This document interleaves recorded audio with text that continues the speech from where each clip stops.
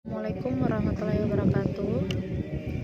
Perkenalkan, nama saya Irma Susila Ningsi, ahli jenjang S1 Farmasi dari Universitas Megareski Makassar.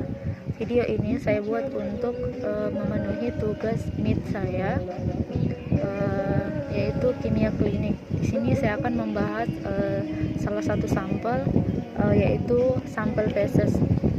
Baiklah, saya masuk ke pembahasannya.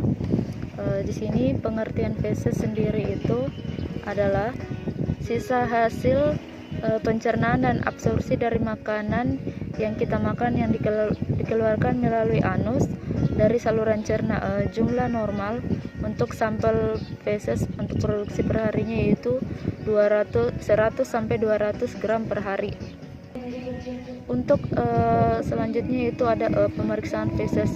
Pemeriksaan feses dilakukan pada feses untuk mendiagnosa sejumlah penyakit pada sistem pencernaan yang kondisinya dapat mencakup infeksi, parasit, virus atau bakteri, serta penyerapan nutrisi yang buruk dan kanker.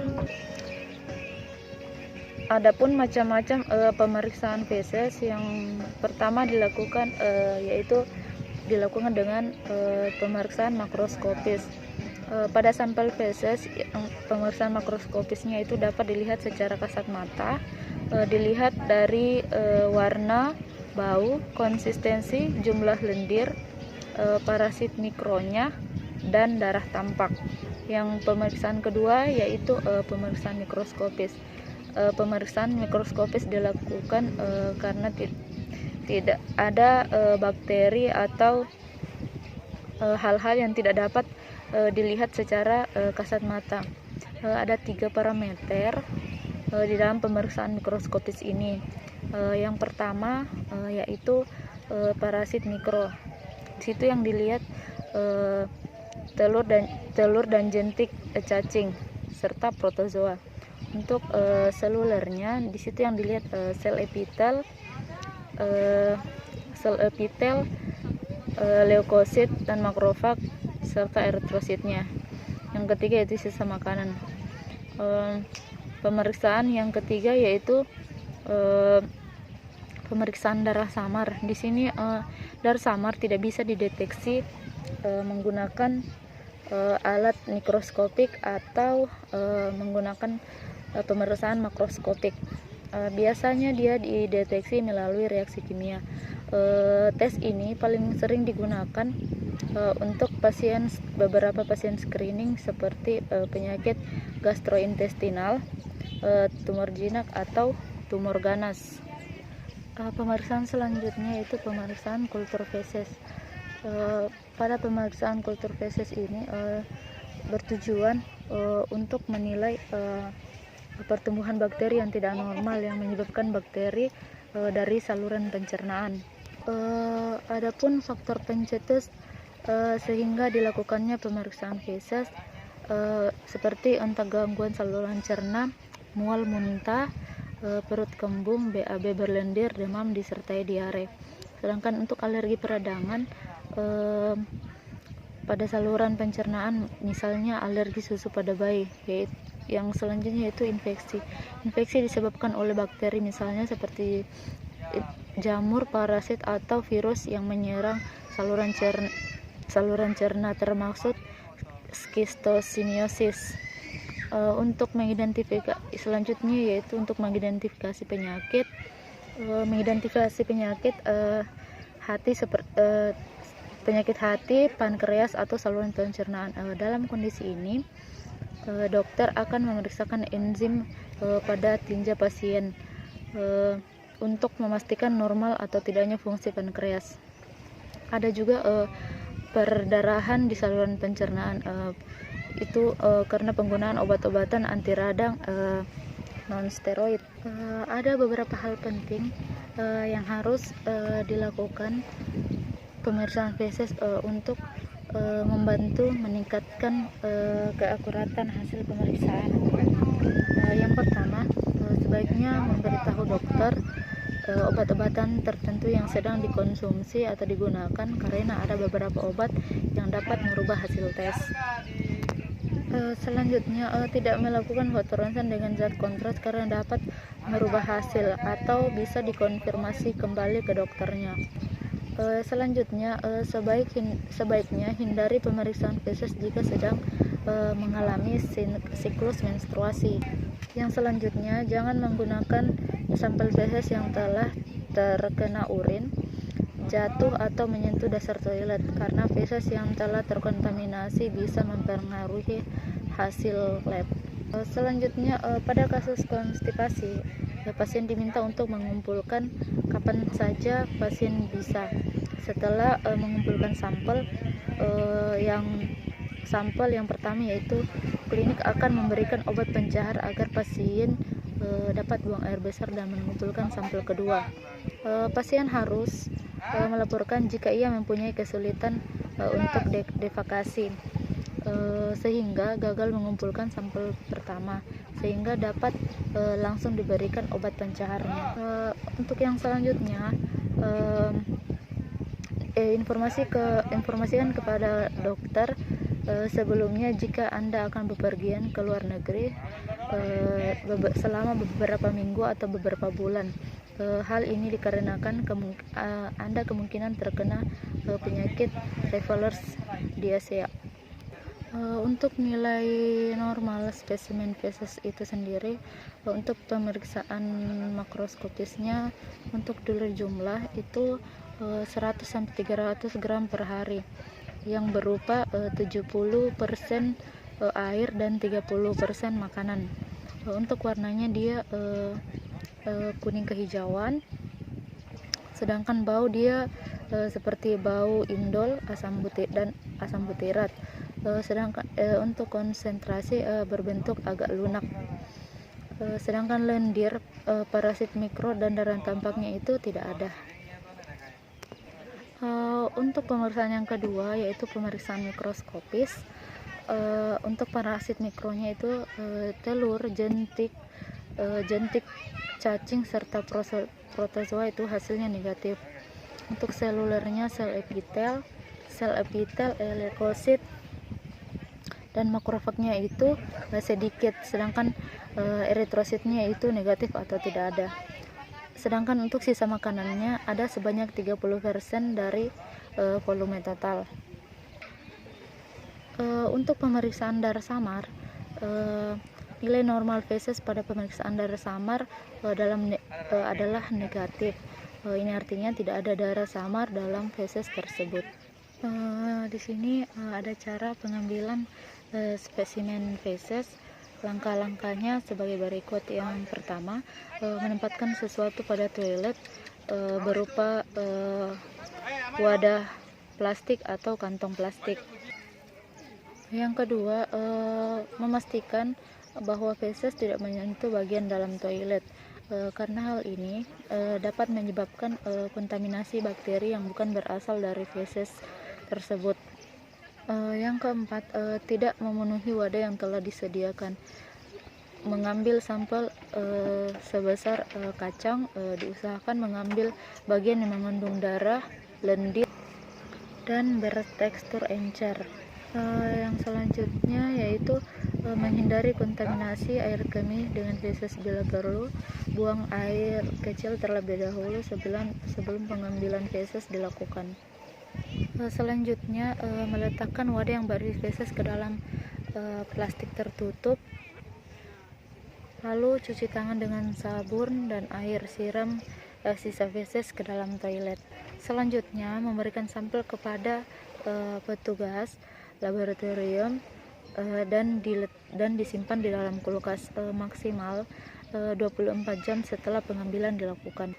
Adapun pengambilan prosedur pengumpulan sampel kepada orang dewasa sebagai berikut. Yang pertama itu pasien telah terlebih dahulu membuang air kecil. Yang kedua, pasien menutup jamban atau bedpan dengan kontainer khusus atau plastik feses Feses tidak boleh diambil dari bedpan, air bedpan, karena feses yang telah terkena bedpan telah terkontaminasi dengan desinfektan. Feses juga tidak boleh bercampur dengan air sabun dan ataupun tisu. Yang ketiga yaitu pasien menggunakan sarung tangan yang tidak steril. Setelah defekasi sekitar 20-40 gram atau setara dengan 5-6 sendok, sampel diambil menggunakan aplikator yang tersedia. Untuk memudahkan, instruksikan pada pasien untuk mengisi wadah tersebut setengah penuh.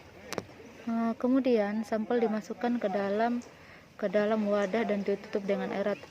Pada kasus konstipasi, minta pasien untuk mengumpulkan sampel sebanyak 2 butir kacang, kemudian tutup wadah tersebut dengan rapat. Yang selanjutnya, lepaskan sarung tangan, lalu cuci tangan dengan bersih menggunakan sabun dan pada air yang mengalir.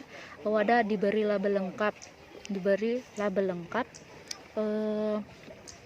berisi nama lengkap pasien, tanggal lahir, jenis kelamin, dan tanggal pengambilan sampel feses. Terdapat beberapa kebijakan yang berbeda dari laboratorium atau rumah sakit.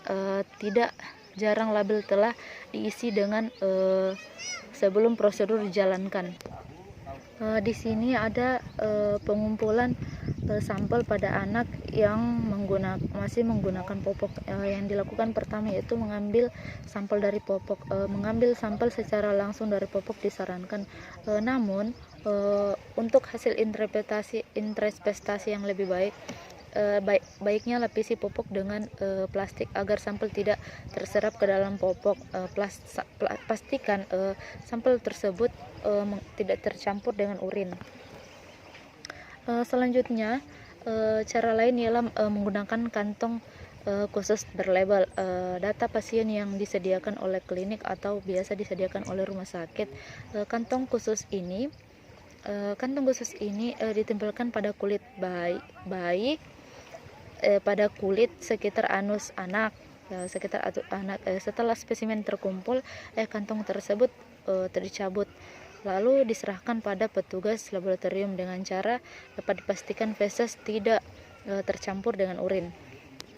Di sini juga ada prosedur pengumpulan sampel pada anak yang sedang dilatih untuk memakai toilet sendiri. Yang pertama, pasien anak harus didampingi oleh orang dewasa. Yang kedua, pasien anak itu didampingi untuk membuang air. Yang ketiga, pasien anak didampingi untuk membuang air kecil atau membuang urin terlebih dahulu. Yang ketiga, pendampingan memasang kontainer khusus atau plastik. Kemudian prosedur berjalan serupa dengan pengambilan sampel. Selanjutnya di sini ada penanganan spesimen feses. Yang pertama, petugas laboratorium mempersiapkan wadah berupa botol plastik berbentuk tabung yang telah diberi label identitas pasien, nama, tanggal lahir, dan jenis pemeriksaan pada botol plastik tersebut. Yang kedua, yaitu pasien diminta menampung feses di dalam botol plastik. Yang ketiga, dalam waktu kurang lebih dari 1 jam, feses harus sudah diperiksa di laboratorium. Jika dalam keadaan terpaksa pemeriksaan harus ditunda, maka sampel disimpan di dalam lemari es. Maka dipilih feses yang kemungkinan memiliki kelainan, misalnya pada bagian feses bercampur dengan darah atau dengan lendir. Setelah pemeriksaan selesai, sisa sampel dibuang ke tempat sampah medis. Selanjutnya di sini ada penanganan sampel. Penanganan sampel yang pertama yaitu kita harus menggunakan sarung tangan. Yang kedua, memberi label pada pot dengan identitas pasien. Yang ketiga yaitu memberi tanda F pada bagian atas pot untuk yang fesesnya akan diberikan pengawet formalin, dan memberikan tanda PV untuk pot yang fesesnya akan diawetkan dengan polivinil. Yang selanjutnya, mengisi pot V dengan formalin 10% sampai pertengahan pot, dan pot PV dengan pengawet PV sampai pertengahan pot. Selanjutnya dengan kayu aplikator, ambil feses kira-kira sebanyak 1 sendok. Masukkan ke dalam masing-masing pot yang sudah diisi dengan pengawet. Selanjutnya, perbandingan antara pengawet dan feses itu kira-kira 1:1. Setelah itu aduk feses dan pengawet sehingga tercampur dengan rata. Selanjutnya, menutup pot dengan rapat menggunakan selotip untuk mencegah kebocoran di mulut pot. Selanjutnya, menuliskan pengantar dari spesimen ini meliputi nama, tanggal lahir, dan jenis kelamin pasien. Setelah itu keluhan utama dan tanggal pengiriman. Selanjutnya, melepaskan sarung tangan dan buang ke tempat sampah medis. Mencuci tangan dengan sabun antiseptik. Adapun penyakit yang berhubungan dengan pemeriksaan sampel feses, diantaranya ada diare dan gangguan pencernaan, ada kanker usus, ada penyakit geliak, gangguan hati, masalah lambung. Keluhan yang biasa terjadi pada pasien yang terdapat gangguan pada fesesnya yaitu sering buang air besar, biasa lebih dari 3 kali dalam sehari. Yang kedua yaitu jarang buang air besar, kurang dari 3 kali dalam seminggu. Yang selanjutnya itu jumlah feses yang dikeluarkan berlebihan dan terlihat berlemak. Selanjutnya, feses berwarna agak kemerahan, hitam, hijau, kuning, atau putih. Selanjutnya, gangguan pencernaan seperti kembung yang disertai mual muntah, nyeri perut yang disertai dengan demam, konstipasi, atau gatal pada anus. Selanjutnya, terdapat darah pada feses. Ada pula feses berair atau diare. Selanjutnya, feses sangat keras sehingga begitu sakit saat mengeluarkannya atau saat buang besar. Yang terakhir yaitu ada perdarahan atau gastrointestinal. Untuk diagnosis dari hasil spesimen feses itu sendiri ada 3. Yang pertama yaitu dapat mengidentifikasi penyakit, membantu mengidentifikasi penyakit pada saluran pencernaan hati dan pankreas. Enzim tertentu seperti tripsin dan elastase dapat dievaluasi dalam feses untuk membantu menentukan seberapa baik pankreas berfungsi.